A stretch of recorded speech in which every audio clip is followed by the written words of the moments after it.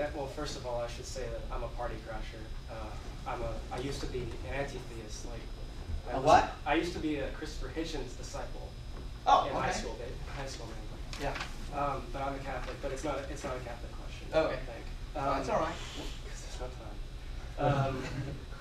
Now, you say that, and it's true, churches have, well, different religions have their churches, and they have prayer groups and other things like that. They have prayers, they repeat the things to, I don't know, to make it a pattern. Because right. we're pattern-seeking animals. Yeah, like ritual.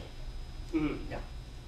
Even, okay, but, and I'm just wondering, isn't that what's going on here? I mean, you have a group here that will join in your Amazing Grace song. Mm-hmm. You have a bunch of people who will laugh about the same things, and you even have an RR group to propagate your the same belief.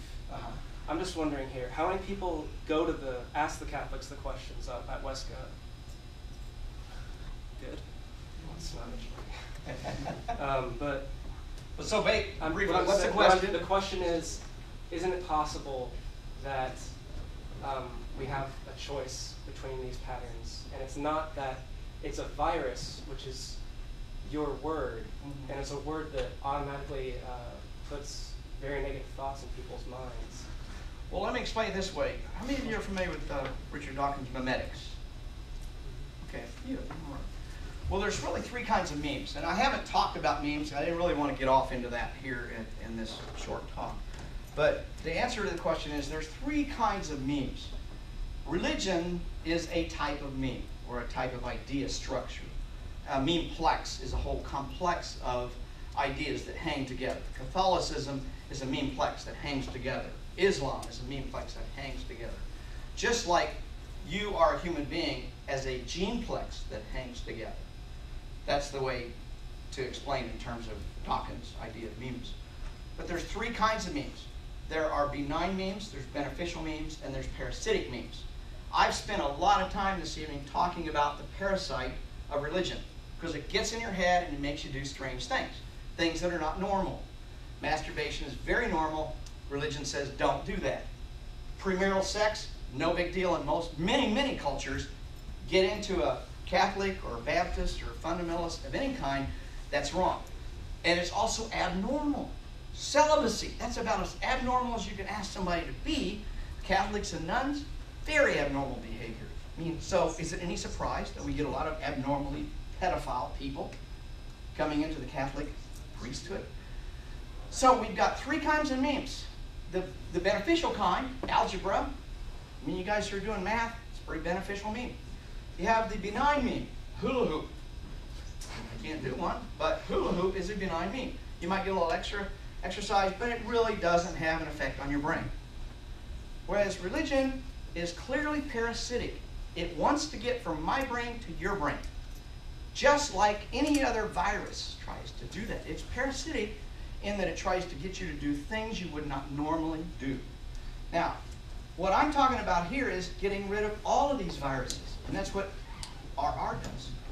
We don't care if you're Mormon, Catholic, anything, Baptist, Buddhist, we don't care. Come and talk about it. Because what you'll find is all religions tend to behave the same. They try to get you to do strange things, things that are abnormal. That's all I'm saying. That's what we've done. What I've tried to illustrate here tonight is religion infects minds. And people who are infected with them can't even see their infection any more than the person who's infected with rabies. They don't know they're infected with rabies. I want to get somebody who hasn't asked a question yet. Well, maybe just rephrasing this question. And I was going to ask it because there's another slide like you didn't have time for. Yeah. And it said they're infected, not you. Yeah. And I'm an atheist, but I was just curious how you would respond if a Christian person came up and said, "Aren't you using like horizontal infection here? I mean, we're coming to hear you talk." I mean, what's that? How would you respond to someone that said that you're as infected as they are? Well, then I'd want to know what the parasitism is. Show me the pathology. You know, what am I doing that's abnormal as a result of not believing in the flying spaghetti monster, or, or Jesus, or Mary? Where is it abnormal? How am I abnormal? Because I don't believe in your Jesus, your Mary, your Allah, your Buddha, any of those groups. I'm just a rational human being, trying to do the best I can. And there's probably, religion is not the only parasitic idea. And as you read in the book, Marxism is a parasitic idea that looks a whole lot like a religion in my book. I even call Marxism a religion. And there's other parasitic religions, parasitic ideas.